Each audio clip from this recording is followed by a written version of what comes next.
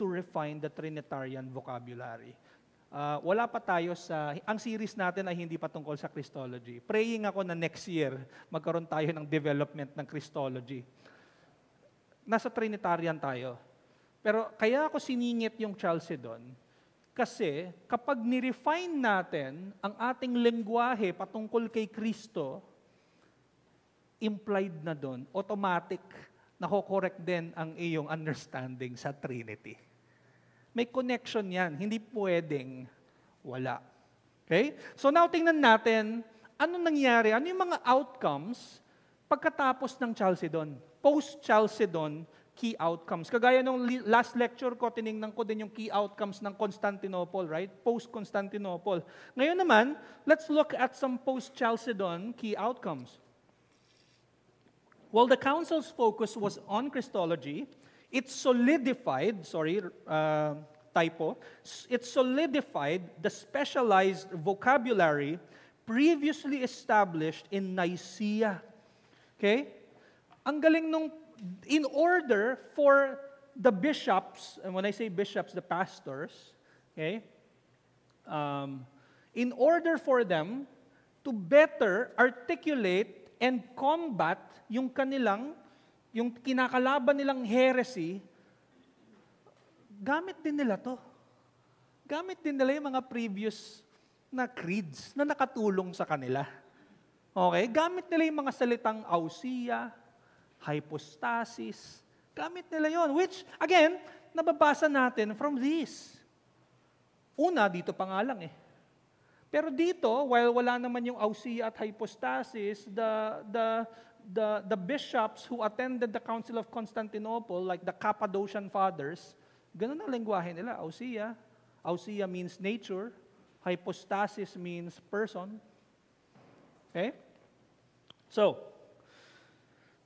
the Council of Nicaea and Constantinople established the identity of the Son of God, which then provided the foundation required for Chalcedon to define how that eternal Son became incarnate. Okay? So nakatulong yung kanilang theology, nakatulong ang Nicene at Constantinople sa Chalcedon. Now, ano yung mga key outcomes na magiging helpful sa development ng Trinitarian theology? Una, nabanggit ko na rin to, merong redeployment of terms. Okay? Terms that speak of the Trinity such as ousia. Okay? Ousia. Ibig sabihin yan, nature. Ano yung diwa niya? Tayo, ano ang nature natin? Tayo ay tao. Tayo ay human beings. Okay? Ousia. What else? Hypostasis. Hypostasis, ibig sabihin yan, persons. So ito yung ginamit na lengguwahe ng Chalcedon na nakuha rin nila from the previous theologians like si Athanasius, sila Cappadocian Fathers, at niretain nila yon. So ibig sabihin, even after the Chalcedonian Council, ginamit pa rin tong mga terminology na to. Mas lalo na. Bakit? Kasi sikat yung terms na yan na ginamit nila. So yung mga sumunod na mga taon, gamit na gamit itong mga terminologies na ito. Okay? And so, ginamit na yon to define how Christ was one person. Si Kristo ay isang hypostasis, one person, in a divine and a human ousia. Isang persona siya, pero dalawa ang kanyang ousia. Dalawa ang kanyang nature. God and man. Okay? So again, they used the terms, ginamit nila yung terms na, by the way, ginagamit ng mga early theologians para i-describe ang Trinity, Father, Son, Spirit. Ginamit ng Chalcedon para gamitin naman sa kanilang Christology na panlaban sa heresy. Okay? So, ano pang makikita natin after Chalcedon? Nagkaroon ng, merong guaranteed continuity of Trinitarian theology. Ang ganda kasi noong ginawa nilang creed or definition, ika nga. So, medyo mahaba yon. So, naglagay na lang ako ng kaunti dyan, yung part na kung saan merong, although ang pinaka-emphasize ng Chalcedonian definition, or yung creed ng Chalcedon, ang pinaka-emphasize nila ay yung natures ni Christ, kasi yun naman talaga yung emphasis ng Chalcedon si Kristo Binanggit pa din nila yung kung paano equal si Son kay Father. So, ibig sabihin, meron at matatouch pa rin ng Trinidad. Okay? So, sabi dyan, we should confess one and the same Son, our Lord Jesus Christ. This same one is perfect in deity, and the same one is perfect in humanity. Ang ganda na sinabi nila. It's like saying, God from God, light from light, and then pagdating, human to. Diyos siya, perfect in deity. Pagdating sa pagkatao niya, perfecto din siya in a sense na in holiness. Okay? He is of the same essence or nature, pareho lang po yan. Ousia, ibig sabihin ng nature or essence, pag nilagyan mo dyan ng homo, alam mo, malamang homo, familiar kayo sa homo na salita, ibig sabihin nun same. Ibig sabihin, same nature. Ang sinasabi nila, by saying that, parang nagiging tinitira nila in a sense, yung theology ni Arius. Ang theology ni Arius is that si Son ay pinanganak ng Ama sa creation. Okay? Begotten siya sa creation. Kapag si Son ay begotten or pinanganak sa creation lamang, ang ibig sabihin nun, magkaiba sila ng ousia. Ibig sabihin, hindi sila pareho ng nature. Okay? So, malinaw yung sabi nila. Ang sabi nila, He is of the same essence. Hindi sinasabi ng Chalcedon na si Son ay kapareho ng essence. No. Ang sabi, same essence. Ibig sabihin, iisa ang diwa ng Father at ng Son. Okay? Hindi yan ganito. Parang si Son ay kapareho lamang ng diwa ni Father. Hindi. Sila ay iisang diwa. Isang essence sila. Isang Diyos sila. Okay? So again, He is of the same essence as the Father according to His deity. And the same one is of the same essence with us. Yung isa namang daw nature ni Kristo ay katulad natin siya in a sense na tao din siya. Okay? Like us in all things, maliban lamang sa kasalanan, except sin. He was begotten before the ages from the Father according to His deity. Familiar yung terms na yun, ano? Familiar yung phrase na yun. Sabi doon, He was begotten before all ages. It's the same as the Nicene Creed, right? We believe in the Son. He was begotten before all ages. It's the same. So, the point is that any discourse about Christology is inevitably a discourse about the Trinity. Okay? Hindi natin matatakasan ang Trinidad sa usaping Christology.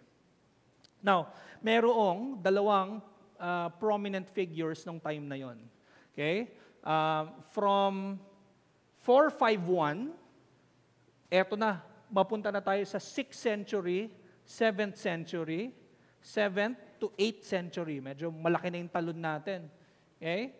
Anong mga time nila, hindi kasing dami katulad ng mga panahon ng pre-Nicene. Yung mga pre-Nicene, medyo madaming theologian na kilala dyan Si Irenaeus, Ignatius, Tertullian, Justin Martyr, sino pa ba? Origen, madami. Pero pagdating dito sa mga time na to, very minimal. Actually, ang pinakakilala nga lang talaga ay silang dalawa. Si Maximus, tsaka si John. Now, yung Maximus, commonly, either Maximus or Maximos. Maximos, kapag babasahin mo siya sa Griego, Kaya ako ginamit yung Maximos kasi yung mga Greek speaking ay nasa east sila eh. Si Maximus, yun yung pangalan niya pagka sa Latin mo babasahin. Pero mas kilala siyang Maximus, pero siguro mas inano ko lang na Maximus kasi yun talaga yung pangalan niya. And by the way, wala silang apelido. Yung mga panahon na yan, wala pa pong apelido. Hindi pa uso mga apelido noon. Okay? So hindi niya apelido ang confessor. Si John, hindi rin niya apelido ang Damascus. Okay? Yung Damascus, lugar yan. Yung confessor, title ni Maximus yon. Okay? Wala pa pong apelido. So hindi ko alam apelido nila. Baka tanongin niyo mamaya. Agustin, hindi ko rin alam. Wala siyang apelido. Okay. So, si Maximus, namuhay siya sa east. At again, he was a prominent 7th century Eastern theologian. By the way, sa pag-aaral natin, kung napansin nyo, nakakalimang lecture na tayo, ini-specify ko yung west saka east. Right? West at east. Kasi, kanya-kanya sila ng development sa theology. Sa east, doon nanggaling si Arius, and then doon din nanggaling actually pati nga sa west sobrang kumalat kasi Arianism doon nanggaling si Athanasius sa east. Sa west, andun sila, yung napag-aralan natin dati, sila Hilary of Poitiers, and then ngayon, balik naman tayo sa east. Very important yan kasi sa mga susunod na pag-aaral, makikita natin yung banggaan ng dalawa. Sa mga susunod na centuries, magbabanggaan niya. Actually, unti-unti na meron Okay? So, going back. So, si Maximus, he was known for his brave defense of Christology. Okay? Actually, para siyang si Athanasius din He was persecuted because of his belief. Okay? And si Maximus, he lived during the early period of Islamic rule. Ang Islamic rule, hindi ito, by the way, ang Islam ay hindi kasabay ng Christianity. Contrary to what many Muslims would say. Or of course, sasabihin nila mas nauna pa sa Christianity. No. Later, ang Islam, 7th century lang yun. Okay? Ang Islam ay 7th century lang. Actually, noong mga time na yun, hindi pa as prominent religion ang Islam. Tinitrace back nila sa 7th century kasi doon nabuhay si Muhammad. Okay? Pero meron nang nabubuo, mostly political. And then nag-grow na yan into an actual, mas firm na relihiyon. Okay? So, nagsimula yon mga 7th century. Si Muhammad namatay na 632, and then nagkaroon na ng conquest.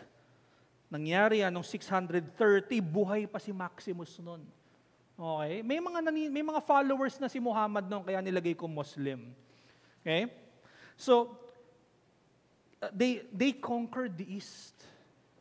Kinonquer nila yung Byzantine Empire. Actually, yung Byzantine Empire or yung Eastern Empire, kung saan nanggaling yung sinabi kong emperor kanina, si Emperor Marcian, noong mga panahon ni Maximus, pawala na yung Byzantine. Pawala na yung Eastern Empire na yan kasi napapalitan na ng Arab. Napapalitan na paunti-unti. Okay? So it was shrinking during his time. Now, si Maximus was a strong ally of Pope Martin I. Of course, yung term na Pope, noong mga time na yan, hindi pa siya katulad ng Pope na understanding natin sa Pope sa Roman Catholicism. However, may mga titles na Pope during that time. Pero hindi sila katulad ng Pope na parang head of the Roman Catholic Church. Okay? In fact, may mga Pope noon na maayos ang theology. Okay? Mas malala lang ngayon kasi after ng reformasyon, doon naging mas malala ang Roman Catholicism. Okay? Okay, so going back. So si Maximus was a strong ally of Pope Martin I and helped lead a council in Rome. Etong council na to, more like a local council only. Di ba na-differentiate ko kanina yung ecumenical sa local. Ito ay tinatawag na Lateran Council ng 649 AD. At kinondem nila ang isa pang, so sabi ko nga, di ba, nag-shift na tayo, di ba? Ito more on Trinitarian heresies, right? Ngayon na, eto na, papunta ng puro Christological na yan. But it's not to say na wala pa rin Trinitarian heresies. Of course, meron pa rin. However, pagdating dito, established na yung lengguwahe natin sa Trinity. Mas may development pa in the future, mas magiging mas maayos, pero enough na yung Trinitarian vocabulary in order to defend the doctrine of the Trinity ng mga time na to. And so lumabas na, puro heretical Christological views na. Sino si Kristo? Isang diwa lang ba siya? Dalawang diwa siya? Ang lumabas na isang heretical view sa panahon ni Maximus ay yung tinatawag na monotheletism. Ano yung sabihin nun? Na si Kristo ay merong dalawang nature, pero isa ang kanyang will. Isa ang kanyang will. You cannot act kung ikaw ay walang will. Lahat tayo merong will. Hindi dalawa ang will natin. Kung dalawa ang will natin, imagine mo, teka, gusto ko dito. Hindi, gusto ko dun eh. Parang may paglalaban within us. Hindi tayo ganon. Okay? Si Kristo, dalawa will niya. Pero si Kristo, hindi yung katulad ng ginawa ko kanya kasi parang inconsistent yung wills nila eh, right? Pinakita ko lang kung ano yung itsura ng dalawang will, right? Si Kristo, dalawa will niya. Yun yung pinaglaban ni Maximus. Yun yung belief niya, ang tinatawag na Dio-theletism. Si Dio-theletism. Okay? Mono means one will, Dio-theletism, dalawang will. Ang sinasabi ni Maximus, ang will natin ay naka-anchor sa dami ng diwa natin. Ilan ang diwa natin? Ang diwa natin or nature natin, isa lang. Hence, ang nature natin, isa lang. Kung si Kristo ay dalawa nature, divine and human, therefore, dalawa ang will niya. Isang divine will at isang human will. That explains, nung nag-pray si Jesus Christ sa Diyos Ama, di ba? Nung sinabi niya na yung remove the cup from me. And then sabi niya at the end, not my human will, but your divine will. Okay? Of course, wala yung salitang human at divine, siningit ko lang. Pero yun yung ini-imply doon. Dalawa ang will ni Kristo. Okay? So, yon ang pinaglaban ni Maximus. Actually, isa siyang champion dyan sa Dio-theletism. At kumalat din yung heretical view ng monotheletism. Also, before the end of life of Maximus, merong isang East Emperor, hindi na to si yung sinabi ko kanina. Hindi na si Emperor Marcian, ito na ay si Emperor Constans II. Now, he was trying to enforce the monotheletism. Now, kapag may emperor at meron siyang certain belief, gagawin nilang edict yun. Gagawin nilang law yun. Naalala nyo, there was an emperor also during this time, na banggit ko yun sa lecture. Maayos na emperor siya. At dahil sa proponent siya ng Nicene Creed, ginawa niyang edict din yon at para sundin ng buong empire. So maayos yon. Pero eto, si Constans II, gusto niya gawing belief ng entire empire ang monotheletism. And so ngayon, dahil kilala si Maximus na siya, kino-confess niya na dalawa ang wills ni Kristo. He put Maximus on trial at inaccused si Maximus ng treason and heresy. Okay? Especially pagka inaccuse ka ng heretical ka during that time, death yon. Pwede kang ipapatay.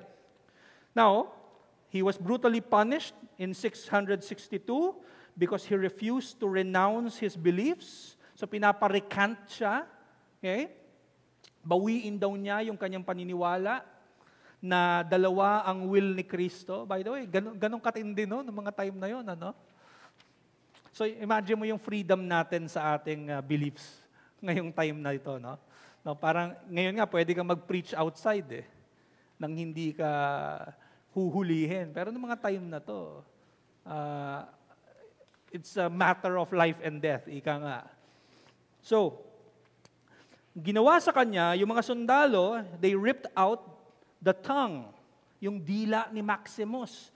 Kinuha nila, and then, chinap-chop yung kanyang kanang kamay. Okay? So, he could no longer speak or write his teachings. And then, he was then banished, and then namatay na siya. Okay? And then later, after, so posthumous na, after niya, nung napatay na siya, binigyan siya ng title ng church na The Confessor.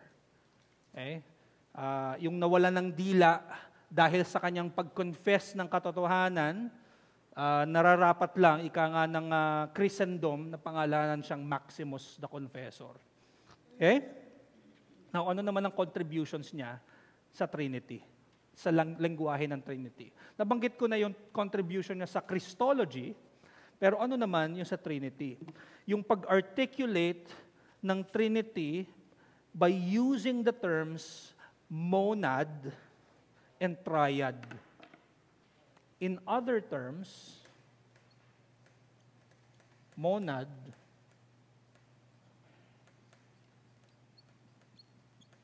and triad.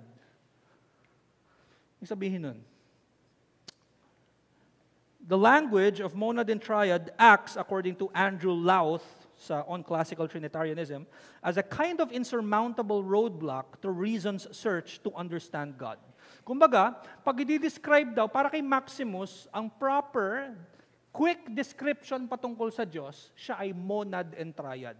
And then ang sinabi ni Andrew Louth dito, yung ganyang description, mapapaisip ka na parang, ang hirap pala talaga intindihin ng Diyos. Ang ibig sabihin ni Maximus, monad is unity. Triad is three. So, unity or one, parang yung lengguwahe niya, ang Diyos ay 1 and 3. Simple as that. Simple language lang. Which is something na ginagamit natin ngayon. Right? Of course, yung monad and triad, yun yung gamit nilang salita noong mga time na yon in Greek. Monad and triad, kung i-translate natin sa panahon natin ngayon, oneness and threeness. Or, unity in Trinity, Trinity in unity. Di ba? So, even yung mga pinoprofess nating mga phrases na ito, may pinanggalingan. Nanggaling sa mga early church. Nanggaling kay Maximus. Ito pa yan.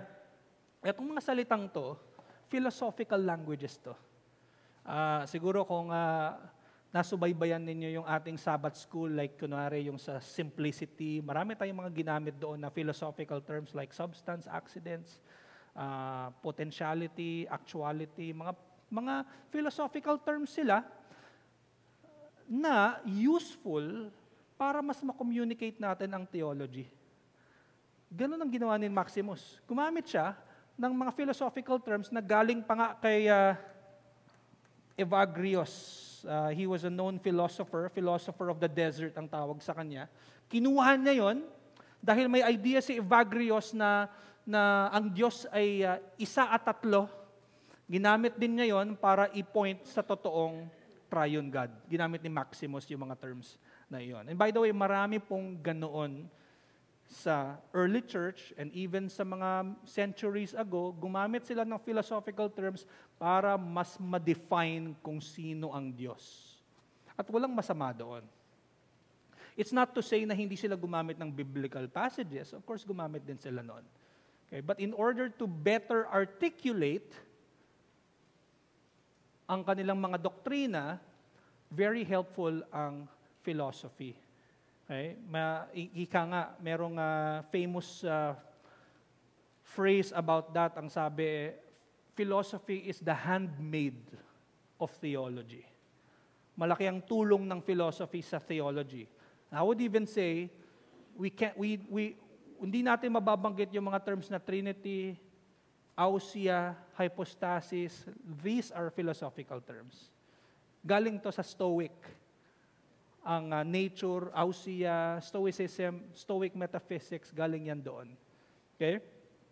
Alright. So, sabi ni Maximus, there is one God because there is one monad or Godhead. A monad without beginning and simple and beyond being and without parts and indivisible. Ang ganda nung sinabi niya, no? This was what? 6th to 7th century, and he was professing simplicity. Right? He was saying, he was professing simplicity. Actually, we can go back pa nga to Irenaeus, di ba? Sinasabi nga ni Irenaeus na sa time niya, it was a common thing for Christians to say that God is simple and not a compounded being. So, ibig sabihin, pati si Maximus, ginamit niya yung simple ang Diyos. Okay? At ang pagkakasabi niya, dito siya nag-focus muna sa oneness, kaya sa pagiging isa ng Diyos, at sinabi niya, ang Diyos ay walang simula, walang panimula, at ang isang Diyos ay simple. Right? Dito muna siya, nasa monad siya. Simple. What else? Without parts, hindi nahahati, indivisible. Okay? The same monad and triad, the same holy monad, and the same holy three persons, the same holy Godhead or one essence according to existence or being, the same holy triad according to the hypostasis or three persons. So, yung language ni Maximus is something that we also use. Okay? Unity in Trinity, Trinity in unity. Oneness in Trinity, Trinity in one Godhead. What else? He said, the Word will teach it with such wisdom that it will know God to be one nature and three persons or hypostasis. A tri-hypostatic Godhead or monad of being and a consubstantial triad. Pag sinabing consubstantial, ibig sabihin, so consubstantial. Ibig sabihin ng consubstantial, ibig sabihin yan, one essence. Itong tatlong persona, iisa ang essence nila. Consubstantial. So pag sinabing the Son is consubstantial with the Father, ibig sabihin, ang Son is of the same essence of the Father. Okay? So again, monad in triad and triad in monad. Neither one and another, nor one beside another, nor one through another, nor one beside another, nor one through another, nor one in another, nor one from another. Medyo umulit pala ako doon. But the same in itself and by itself and next to itself and with itself, both monad and triad. So hindi niya pinaghihiwalay na in a sense na parang monad plus triad, hindi ganon ang Trinity. Okay? Ang Trinidad ay isang diwa, tatlong persona. Hindi siya tatlong persona sa loob ng isang diwa, hindi ganon. Ang isang diwa ng Diyos ay tatlong persona. God is one essence in three persons. Three persons in one essence. Okay? So going back, number 2, ano pang contribution si Maximus? Trinitarian grounding of the incarnation. So babalik tayo sa Diotheletism. Okay? Maximus' Trinitarian stance was crucial in the Christological disputes of the 7th century, especially in the monothelite controversy. Denial of three wills. Ayan. So part, di ba nga ang kinalaban ni Maximus ay yung view na si Christ ay mayroong one will. Right? So para sa mga monothelitism,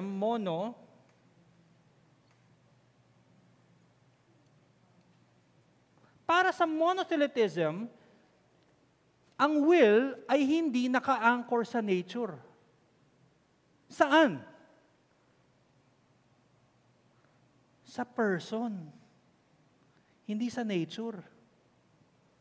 Right? Si Christ, dalawa nature niya eh.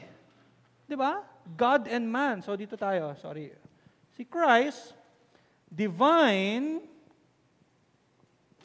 and man. And so may one will, may one will. So sabihin, dalawa ang wills ni Christ. Kasi dalawa nature niya. Okay? Pero ang Diyos, ilan ang diwa ng Diyos? Ilan ang nature ng Diyos? Isa. One nature. Ibig sabihin, isa lang ang will ng Diyos. Dahil naka-anchor nga ang will sa nature. Si Kristo, uniquely, dalawa. Now, di ba nga, ang pinoprofess ng mga monothelitism is that si Christ, iisa lang ang will niya. Ito yung tama, dalawa. Now, ito yung problem dyan. Kapag sinabi natin na isa ang will ni Christ at ang will ay naka-anchor sa person, ilan ang person sa Godhead? Sorry, math na no? Ilan ang person sa Godhead? Ilan ang person sa iisang Diyos? 3 ang persona. So, kung naka-anchor ang will sa persons, ang sinasabi nito, ang ini-imply ng view na ito, 3 ang will ng Diyos. Ito yung problema dyan.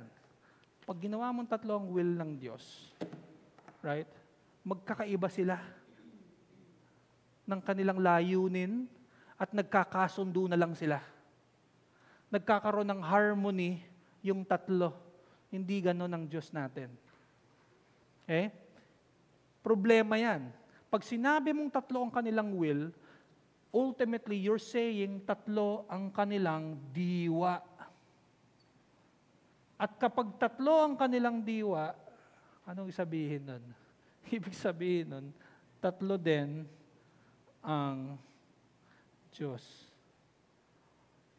Problema yon. Heretical view yun. Ang tawag doon, tritheism. Okay? Tritheism. So, si Maximus, ina-assert niya na pag sinabi nating 3 ang will, then definitely 3 ang Diyos. Okay? So si Maximus affirmed that the divine persons share a single will. Iisa lamang ang will ng Diyos Ama, Anak, at Banal na Espiritu. Kaya nga, may tinatawag tayong doktrina na inseparable operations. Right? Na kung ano yung act ng Ama, ay ginawa din ng Diyos Anak. The Father acts through the Son by the Spirit. Okay? Now, of course, we're not saying na si Father ang namatay sa krus.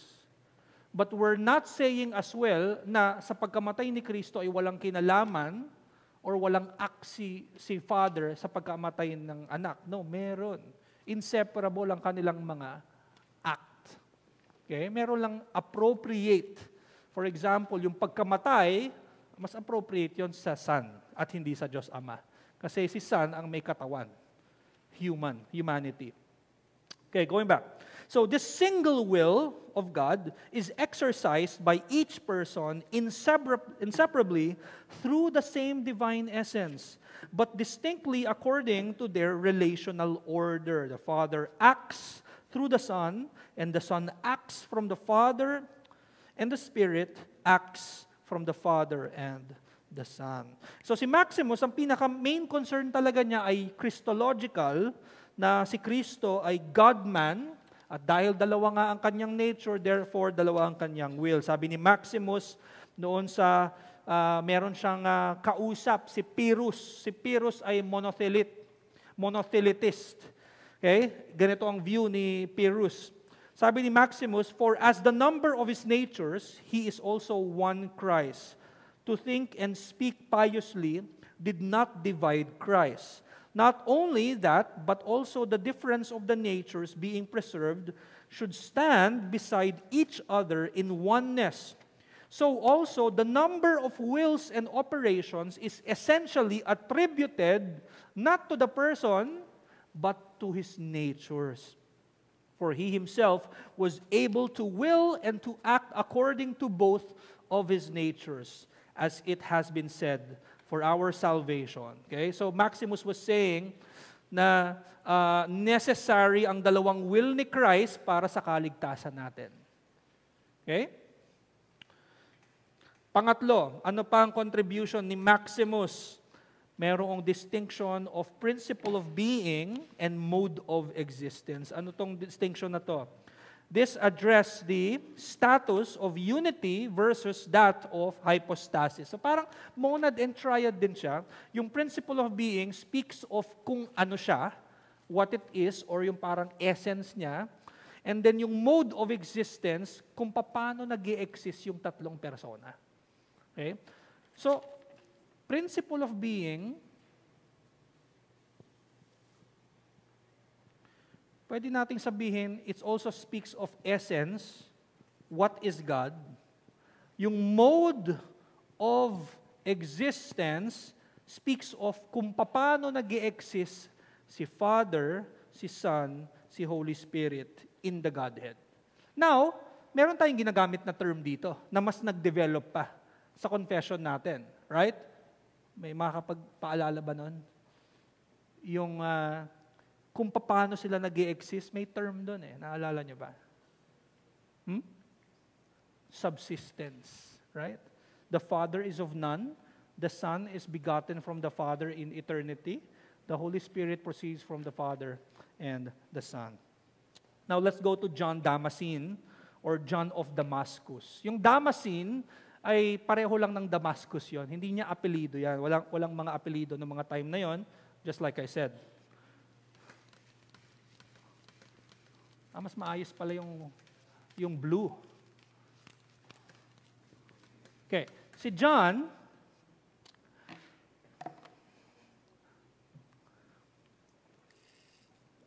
he was a key figure in systematizing Eastern patristic theology in the Middle Ages. In the Middle Ages, ito yung mga time ng from 600 ADs to up to 11 to 1200s. Patristic, ito yung mga time ng mga early church. Often, John was recognized as the last of the great Greek church fathers. Okay? Bago na pumasok yung medieval period or yung other terms, Middle Ages or Dark Ages. Kaya siya Dark Ages kasi mas naging prominent na yung Roman Catholicism ng mga time na yon. Okay? Hindi lang yon, of course, may Islam pa and all. Okay. So, si John lived in Damascus, which became the capital of the Islamic world under the Umayyad Caliphate. So, nabanggit ko kanina, di ba, si Maximus, mga tail end ng kanyang buhay, ito yung mga sinakop na ng followers ni Muhammad, ang East or Byzantine. Tapos yung Byzantine Empire, pawala na yon, napapalitan na ng Arabs.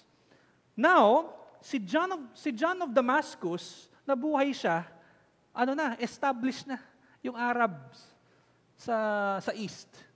Okay? Kasi sa 7th to 8th century na siya eh. Si Maximus, early century pa siya eh. 100 years before. Or I think. A few years. Pero sa end ng buhay ni Maximus, sinakop na ng mga Muslim. Pero si John, nabuhay talaga siya as in, yung gobyerno na nila, followers na ni Muhammad. Actually, nagkaroon pa ng posisyon si John of Damascus kasi yung parents niya nagkaroon din ng posisyon doon sa caliphate.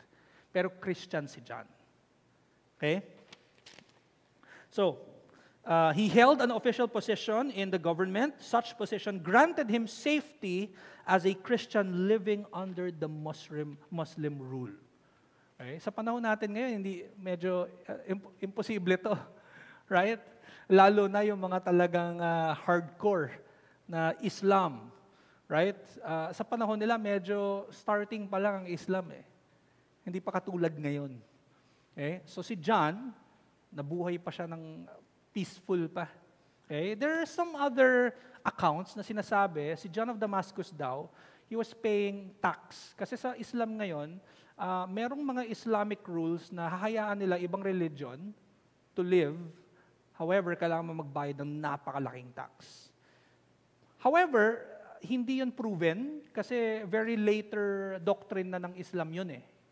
Yung ways na yun eh. Sa panahon ni John, meron mga nag-refute ng mga views na yun eh. Si John wala naman siyang binabayad na tax daw.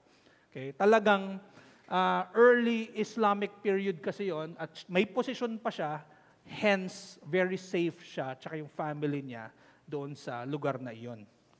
So, in his theology, he strongly supported the teachings established by the Council of Chalcedon. So, nakatulong din si Maximus kay John. Okay? Yung mga sulat ni Maximus, okay, nakatulong kay John. Si Maximus was also a champion of Chalcedon na naging helpful ang theology ni Maximus kay John of Damascus. So si John built upon the foundational teachings of Maximus the Confessor and the Cappadocian Fathers. The Cappadocian Fathers, remember, they were from the West. Gregory, tsaka si Basil. Dalawang Gregory, tsaka isang Basil. Okay? So ano naman yung contributions ni John? Maraming contributions si John sa Christology. Kasi like I said, Christological na yung mga issues ngayon eh. Pero of course, natatouch pa rin yung Trinitarian dito. Unang contribution ni John of Damascus was his doctrine of incomprehensibility or yung God's unknowability. Okay? He began his writing called Exposition of the Orthodox of Faith. Sabi ni Andrew Louth, he began that writing with an uncompromising assertion of God's unknowability. We only know God through revelation in the economy from creation to incarnation. And even in this revelation, God remains hidden. By the way, we have been using the term economy. Ang economy, ang ibig sabihin nun, so una, may term tayo, nabanggit ko ito previously, in my previous lectures, theologia and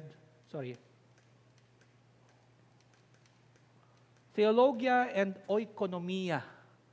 Ang theologia, that's also another term for immanent. Modern term na to. And another modern term which is economy. Pero almost the same lang ang kanilang meaning. Ano yung theologia? Theologia ay yung anything in God. Kunwari, when we speak of God's simplicity, nandito yon, dito mamalolocate yon sa theologia. Kunwari, we're speaking of the eternal relations, the Father eternally begets the Son, in eternity, dito yon, within God. Ang oikonomia, yung relasyon ng Diyos sa kanyang creation. Ang oikonomia, yung kanyang act outside of Himself. For example, same din yun ng economy. Creation.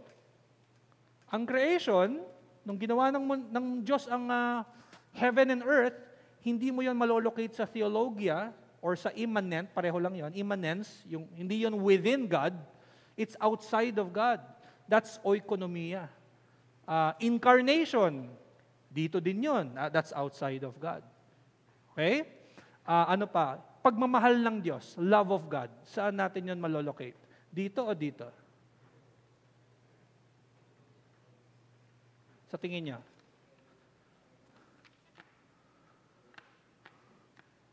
Primarily saan? Theologia. Yeah, pwede natin sabihin na, teka, may love si God na nakadirect towards His creation, His people, yes, pero bago pa yan sa economy, meron na yan sa immanence. Di ba? Nag-i-exist na ang love ni God within Himself. The Father loves the Son. The Father is the lover, the Son is the beloved, the Spirit is love. Di ba? So, meron ng love within Trinity. Okay. So malinaw, yun ang ibig sabihin ng economy or oikonomia. So nung sinabi dyan, nung ating quote, so in the economy, right? In the economy, from creation daw to incarnation, right? And even in this revelation, God remains hidden. Ang sabi ni John of Damascus, ang Diyos unknowable. Knowable siya at unknowable siya, ika nga. Na malalaman at makikilala lang natin ang Panginoon depende sa kanyang revelation. And sabi niya, even sa kanyang pag-reveal sa kanyang sarili, through creation and incarnation and the death of Christ and resurrection of Christ, even doon, God remains hidden. Ang Diyos, meron pa ring absolute hiddenness ang Diyos or divine hiddenness na never ever nating fully comprehend. So that's something na pinoprofess ni John of Damascus. And anong taon yan? That was 7th century na hanggang ngayon pinoprofess natin. Unknowability ng Diyos. Okay? Ano pa?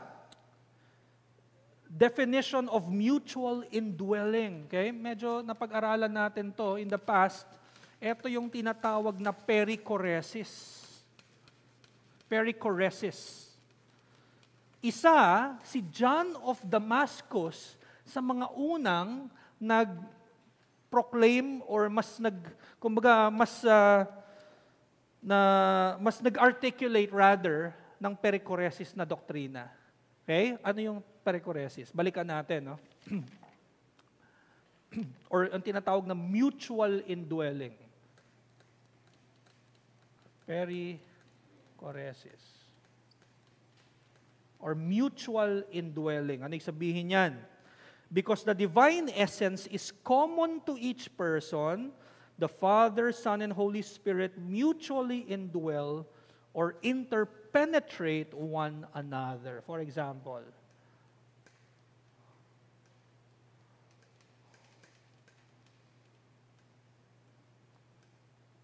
common na illustration naman yung triangle. Hindi naman yan Illuminati. Pag nilagyan ko ng mata, sa gitna Illuminati. So, Father, Son, and Holy Spirit, naglagay ako dyan ng verse. Tingnan natin ng John chapter 10, verse 28 to 30. Ang sabi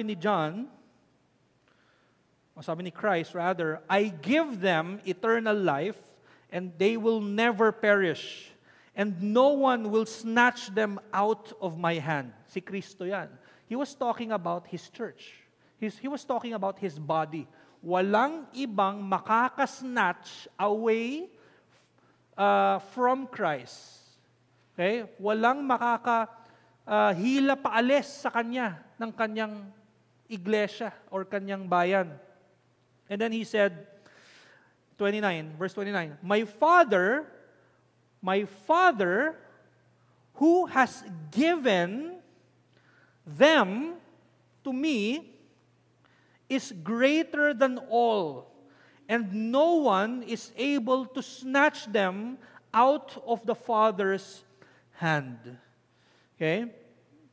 So, tingnan niyo yung verse 28. Ang sabi niya, walang makakasnatch ng church mula sa kamay ni Kristo. And then yung next verse, ang sabi niya, ang Diyos Ama din, walang makaka-snatch ng church from the Father's hand. Right?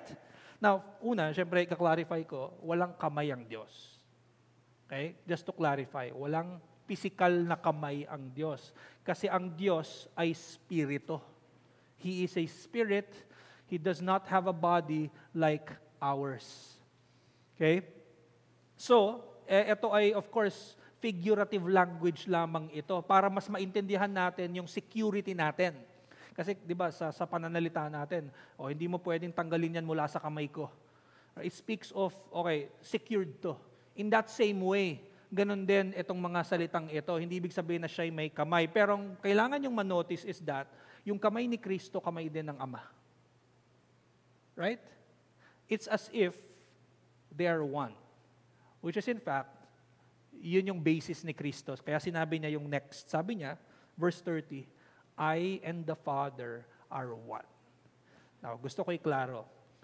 Ang ibig bang sabihin ni Jesus Christ doon, sa I and the Father are one, is because they are one monad. Sorry, gagamitin ko na yung terms ko or one essence. Same lang. Yung ba ibig sabihin nun? I and the Father are one essence or one nature. In one sense, you can say, yes. Right? Pero primarily, ang sinasabi dito ni Kristo, just as the church is safe in the arms of Christ, so also the church is safe in the hands or arms of the Father. Ito yung doktrina ng perichoresis. Nag-i-indwell sila. Na, di ba, ang pag sinabi nating indwelling, kunwari sinabi natin, ang Holy Spirit nag-i-indwell na sa atin, tayong mga believers. In a sense na nananahan or namamahay. Tama ba? Ang banal na Espiritu sa atin. Yan yung indwelling. In that same sense, ganun din po ang bawat persona. Tingnan natin yung next verse na nilagay ko dyan. John chapter 10 verses 37 onwards. Sabi ni Kristo, "If I am not doing the works of my Father, then do not believe me. But if I do them, even though you do not believe me, believe the works, that you may know and understand that the Father is in me, and I am in the Father." So, ang sinasabi lang dito ni Kristo is that yung works niya, works din ng Father. The works of the Son is the works of the Father, inseparable yan. At ang basis, kaya inseparable yon, kasi nga, ang sabi niya una, I and the Father are one. Right? And then now He's saying, mas binigyan pa niya ng klaro, anong ibig sabihin ni Kristo na sinabi niya na ang Diyos Ama at Anak ay isa. He's not just speaking about na isa ang diwa nila. Although you can say that, yes. But He's saying, eto, in-explain niya. Verse 38, so that you may know and understand that the Father is in me and I am in the Father. Ganyan ang perichoresis. They mutually indwell. Kaya natin masasabi na inseparable ang kanilang gawa because the Father indwells the Son and the Son indwells in the Father. So also, the Spirit indwells in the Father is indwelling in the Spirit, so on and so forth. Hindi siya ganito the Father and the Son indwells in the Spirit. No. May pattern na binigay sa verse 38. Person to person. The Father indwells the Son indwells the Father indwells the Holy Spirit indwells the Father, the Holy Spirit indwells, ganun siya. Yun yung mutual indwelling. Now, maintindihan ba natin yun? Makikita ba natin yun? How does it look like? Never. Never natin yon magagrasp. Bakit? Kasi sanay tayo sa pisikal. Sanay tayo na kapag yung basurahan, lalagyan ko ng basura yan, di ba? Let's say mapuno yan. Yung basura, nilagay ko in the bin. Pero hindi ko kayang yung bin ilagay ko sa basura. Hindi siya nag-make sense sa atin, right? Pero sa Diyos, merong ganon. Meron siyang indwelling, mutual. Okay? Kaya natin nasasabi na ang works ni Father ay works din ni Son, ang works ni Son ay works ni Spirit. Kaya natin nasasabi, kaya sinasabi ni Pablo sa Romans, the Holy Spirit is the Spirit of God, the Holy Spirit is the Holy Spirit of the Son. Okay? So, yan yung perichoresis. Sabi ni John Damascus, there is rest and abiding of the persons or hypostasis in one another. For they are not distant from nor emanate from each other, having an unconfused co-inherence. Co-inherence is another term for perichoresis. Co-inherence in one another, not eliding one another, nor compounded one with another, but as possessing one another. For Son is in Father and Spirit in Father and Son, and Father in Son and Spirit. Ibig lang niya sabihin, the Son is in the Father and the Son is in the Spirit. It's not like two in one. Hindi ganun. It's not like the Father and the Son in the Spirit. No. The Son is in the Father, the Son is in the Spirit, the Father is in the Son, the Father is in the Spirit is in the Father, the Spirit is in the Son. Okay? There being no running together or commixture or confusion, and one and the same in movement, for there is one emergence and one movement of the three hypostases, which it is impossible to behold in created nature. Okay? Si Thomas Aquinas, sinasite niya si John of Damascus in his understanding of perichoresis. So naging help si John of Damascus. By the way, si Thomas Aquinas, ano pa yon? 13th century pa yon. So matagal, ilang years at naging help si Damascus kay Thomas Aquinas. Ano pa? Ano pang contribution ni John? Yung procession ng Holy Spirit. Okay? John contributed to the discussion of the procession of the Holy Spirit. Ang sabi niya, the Holy Spirit is proceeding from the Father and resting in the Son. Konti na lang, isang tumbling na lang, magiging, yung words niya would be proceeding from the Father and from the Son. Kasi yun yung developed na words from the Son or and the Son. Yun yung tinatawag nating filioque. Na magdi-divide ang church dahil lamang sa phrase na ito.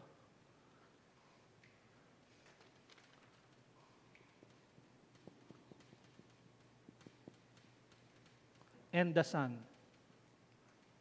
Dahil ang East, ayaw nilang idagdag ito. Meron tayong separate lecture nito, next year na yon. Ang East, ayaw nilang idagdag ito. Ang West, gusto nila idagdag ito. Because they believe that the Holy Spirit proceeds from the Father and the Son. Yung ginawang Nicene Creed ng Council of Constantinople, doon sa part ng Holy Spirit, sinabi nila, the Holy Spirit proceeds from the Father. Period. Walang and the Son.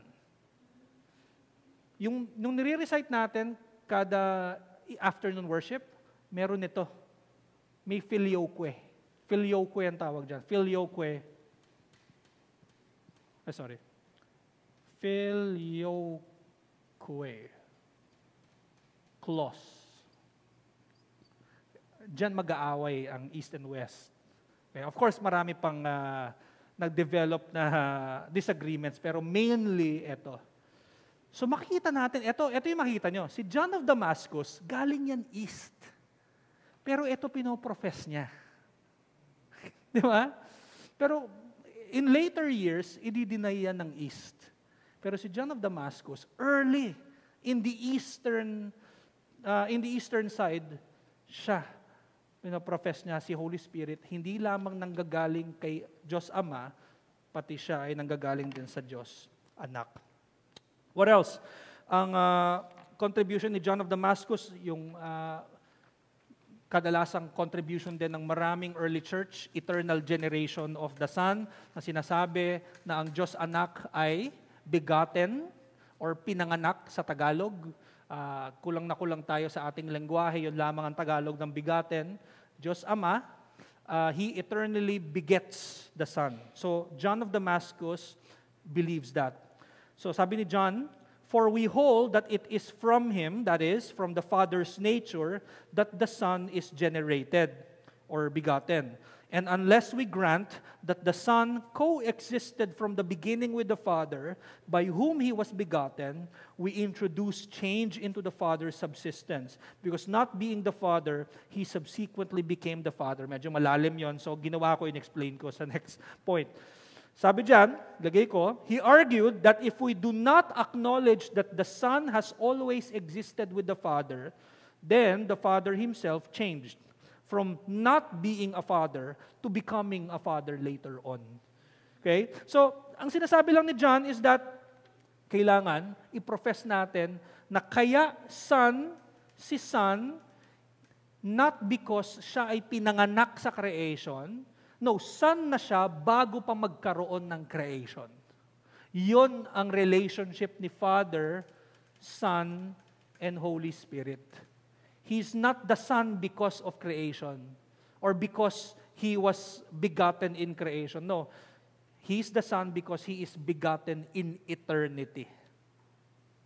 Ang sabi ng Scriptures, the way dinidescribe si Son, begotten. Yun yung relationship ng Diyos Ama sa Diyos Anak. Pero tandaan natin, ang Diyos hindi bound ng time. Ang Diyos ay eternal. Right? So, ibig sabihin, yung relationship nila hindi bound ng kahit anong oras or kahit anong moment. And so if that's the case, at sinasabi ng Bible na ang relasyon ng Father sa Son ay ang Father biniget ang Son, therefore, ang understanding dapat natin ng begetting ay eternal, hindi sa creation. Kasi eternal being ang Diyos eh. Okay?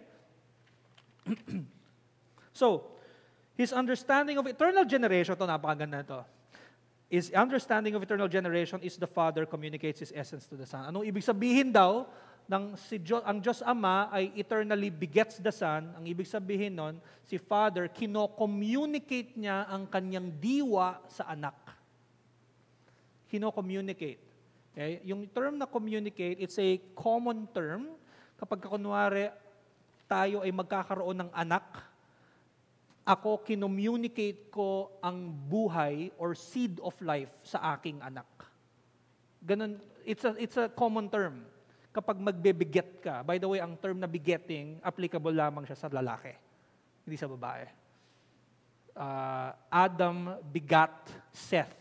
Adam begat Cain and Abel. It's not Eve. Use common term yung begat or begotten, applicable yun sa lalaki. Kasi yung seed galing sa lalaki. Communicating the seed of life. Pagdating sa Diyos, kuno-communicate yung life or yung essence. And so pag sinabi natin that the Father eternally begets the Son, ang ibig sabihin niyan, the Father eternally communicates the very same essence to the Son.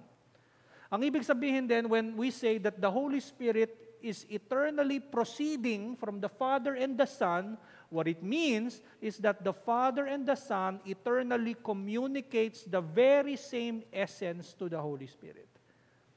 That's why we can say that the Father is God, the Son is God, the Holy Spirit is God. Why? Because the Father communicates the same essence to the Son and the Spirit. Kaya nga sa Nicene Creed, sinasabi natin, we believe in Jesus Christ, the only Son of God, begotten of the Father before all ages, right? Hindi in creation. Begotten of the Father before all ages, ano yung sunod? Essence from essence, right? Monad from monad, nature from nature, God from God, light from light. Ito yun, no? Light from light, God from God. That's what it means. Yan yung pinoprofess natin. We're professing eternal generation of the Son. Okay? Light from light, God from God, right? Essence from essence, na share yung essence, that's what it means. So John of Damascus professed that. So sabi ni John, for generation or begottenness means that the begetter, siya yung begetter at siya yung begotten, the begetter produces out of his essence offspring similar in essence. Pero yung sinasabi ni John Damascene dito, he's talking about human generation. He was talking about human begottenness. Ako, ama ako. Begetter ako. Begotten ko yung anak ko. So, the begetter produces out of His essence, similar in essence. Similar kami ng essence, humanity, pero we're not the same essence. Does that make sense? Hindi kami same essence ng anak ko. Similar kami, pareho lang kami. Hindi kami nag-e-exist within one essence, no? Same kami ng essence in a sense na ako ay human, siya ay human, but we're similar, pero we're not of the same essence. Ang Diyos of the same essence siya. So ako, begetter ako, and then may begotten ako. Lumabas siya from my essence, at siya mismo, na-share ko yung essence ko sa Kanya. Na-communicate ko, in one sense, yung essence ko sa Kanya, pero yung pag-communicate ko ng essence sa Kanya, humiwalay siya sa akin.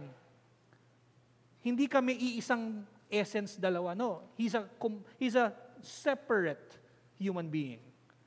But we share the same essence, or we have the similar essence rather.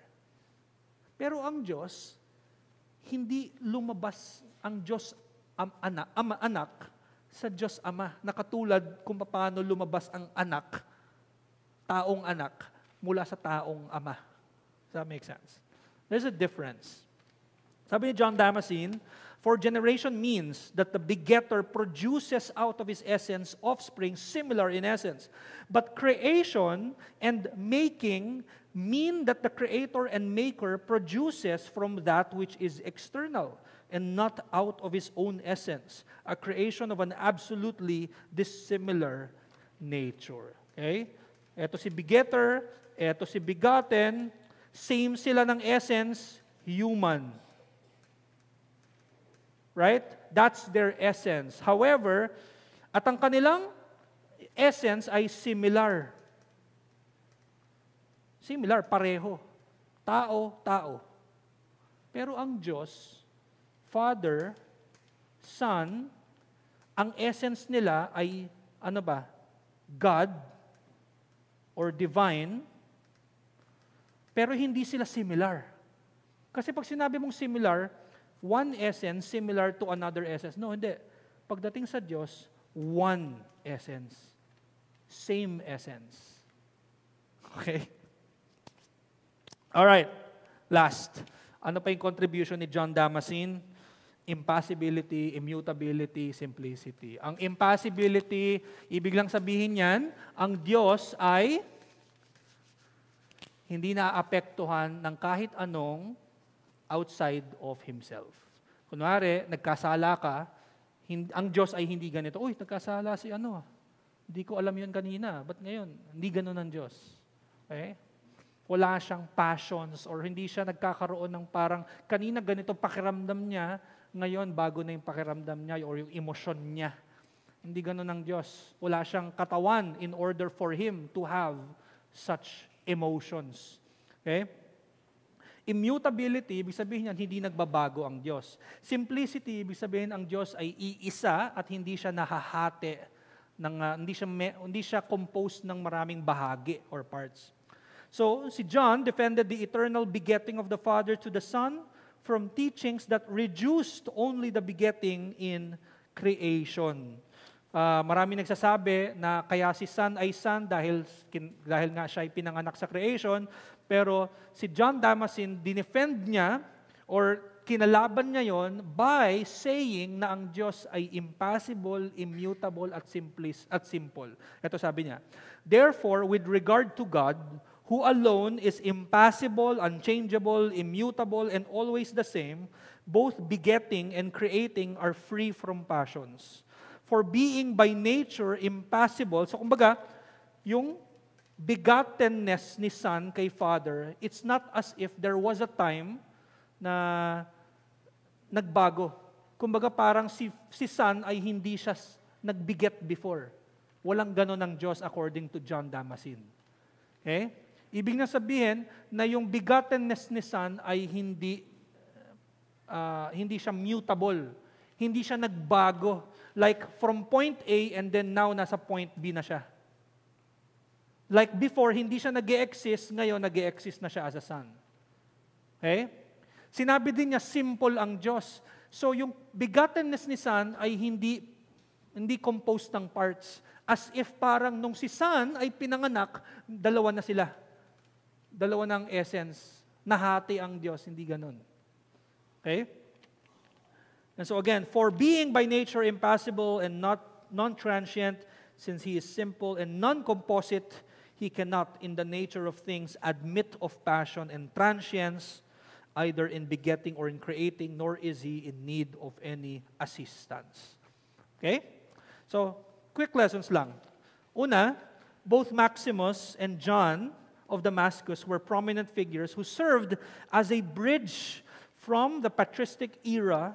Kaya ako sinabing patristic era, patristic kasi ibig sabihin early church pa, like sa time pa ng mga 1st and 2nd century. Binuhat nila yung theology mula sa Nicene, Constantinople, Chalcedon, dala-dala nila yon. At kumbaga parang binridge nila papunta na sa medieval. Kaya yung mga sa medieval period from 600 to 1200, ang theology nila hango karamihan mula kay John of Damascus at Maximus the Confessor. Si Maximus, sila of course hango din ang kanilang theology from the before. Okay? Ano pa? We can appreciate the divine providence of God in keeping and preserving the Trinitarian theology despite Islamic rule. Okay? Imagine mo, kung nag-grow ang Islamic religion ng mga time na yon at mas naging kumbaga mas hateful ang kanilang religion ng time na yon, mas mahirap lalo sa kanila. Pero ma-appreciate mo pa rin yung providensya ng Panginoon that they were kept kahit hindi na Christian rule yon. Kasi tandaan natin, yung mga panahon nila Constantinople, ng Council of Constantinople, Kristiyano yung mga emperor. Si Constantine, yung nag-summon ng Council of Nicaea, Kristiyano. Pero ng mga panahon na nila Maximus, hindi na. Kaya hindi na sila makagawa ng mga panibagong councils. Kasi Islamic na yan eh. Noon kaya. Right? Kasi mga professing sa Christendom yung mga emperor. Pangatlo, proper Trinitarian language leads to proper doxology. Right? Whenever we sing praises, doxology means singing praises. Kapag tayo ay nagre-recite, nag-worship, mas gets natin yung ibig sabihin ng mga sinasabi natin. Pag nire-recite natin yung Nicene Creed, kapag kinakanta natin yung Praise God from whom all blessings flow, at kung saan very specific doon ng 3 persons, mas gets natin yung ating sinasabi. Right? So proper Trinitarian understanding leads to doxology. Fourth, their firm fidelity to both Niceno-Constantinopolitan Creed and Chalcedonian definition helped them combat the heresies of their time and advance their understanding of the Trinity. Guys, very important yung pag-subscribe natin sa mga creeds. Of course, lalo na sa panahon natin, confessions. Okay? Nagiging guardrails natin ito. Hindi natin sinasabi na mas angat ito sa confession. Pero, in one sense, mas angat ito kaysa sa atin. Kung ano mo yung hinahawakan mo ngayon, mas angat yung confession or creed kaysa sa sarili mong o individual profession. Bakit? Kasi yung creeds, ano yan eh, proclamation yan ng mga churches of before, ng maraming brethren.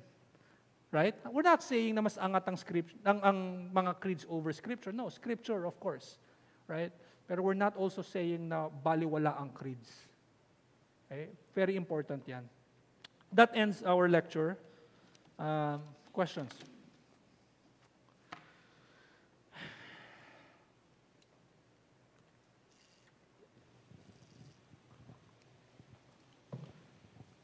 Thank you.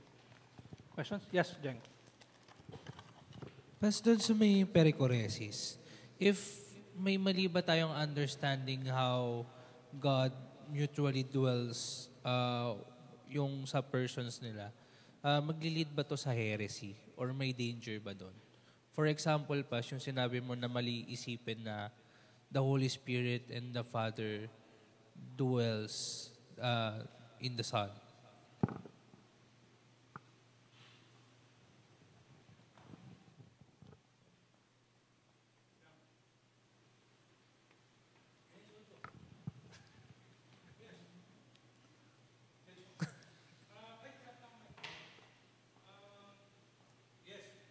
Actually, yung perichoresis, madaming, yes, so just to answer yung specific example mo,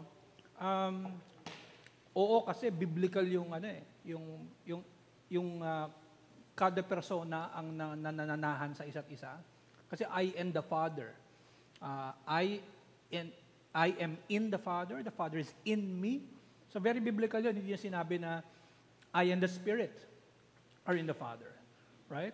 So dun pa lang, problematic na kapag sinabi natin dalawang person na mamahay or nananahan sa iisang persona. Right? Now, pero very important ang perichoresis kasi ang perichoresis, sorry, kumakain ako. Ang perichoresis,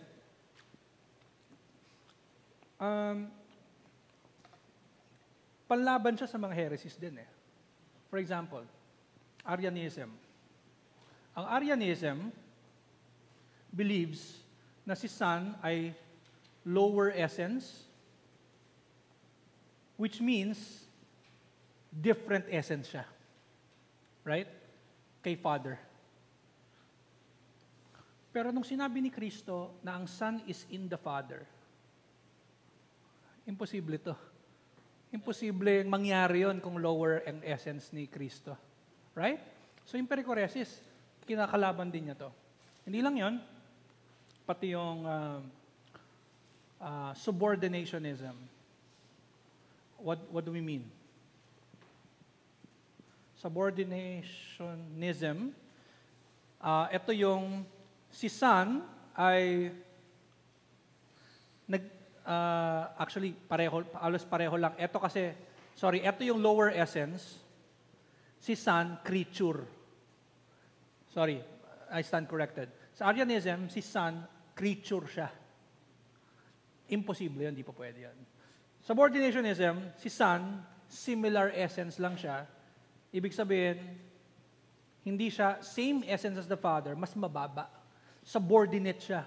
Even there, hindi siya po pwedeng maging in the Father kung siya ay subordinate, kung siya ay lesser essence.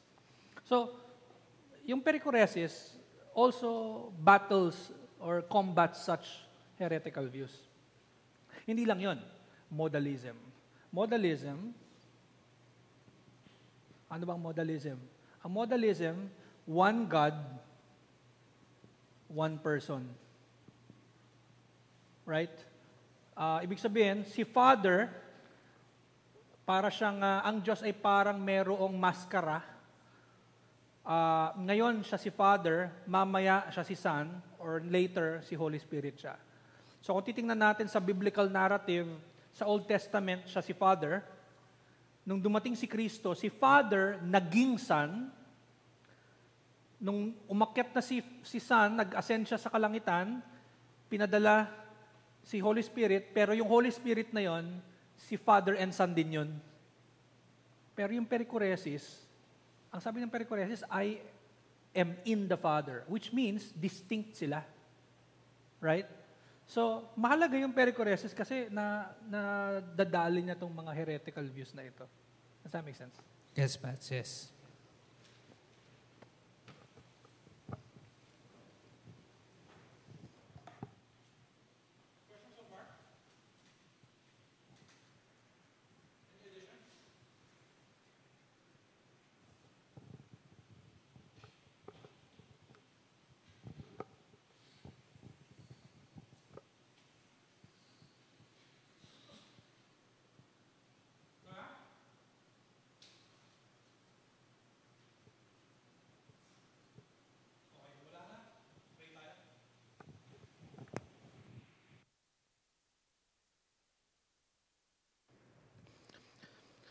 Panginoong Diyos, aming Ama, marami pong salamat sa pagkakataon na ito na makapag-aral muli kami patungkol sa inyo, aming Diyos na Trinidad. Nawa, Panginoon, ay makatulong ito sa aming pagsamba na tuwing kami sasamba sa iyo, Panginoon, na mas maging klaro sa amin kung sinong sinasamba namin.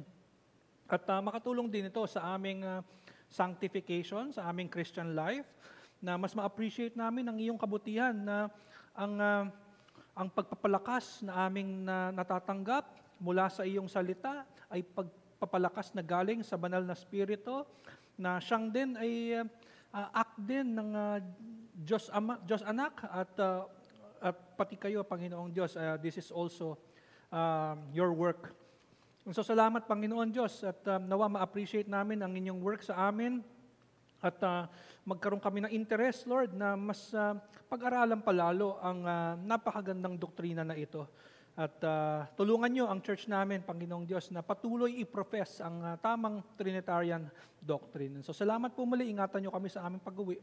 Sa ngalan ni Jesus. Amen.